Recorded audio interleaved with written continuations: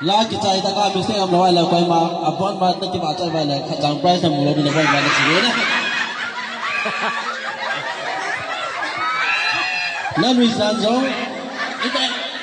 sẽ chụp cái mồm mồm chứ last one này cái là nó nuôi cái là nè xong á như vậy nó bỏ cái là chắc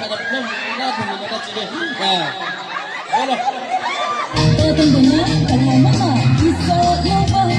nó quay cổ bom mà rất lâu để nó rồi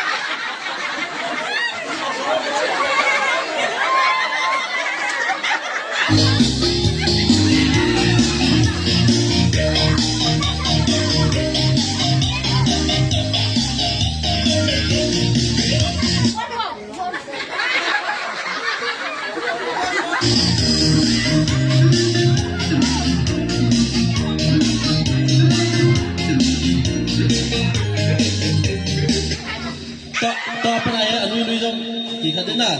อันนี้ลุยกันขัดเดียบ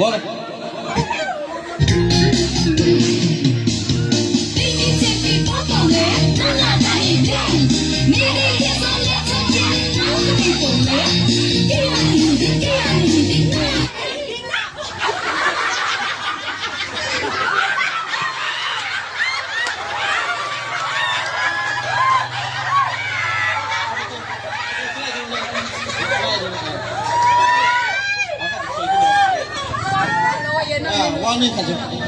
กินกันมีสัตว์กินแค่แบบนี้จุล่ะจ้าก็อีกอ่ะมีเส้นจุล่ะบางสิ่งต่างๆถึงเหรอ last one นั่นพิเศษเลยจ้ะ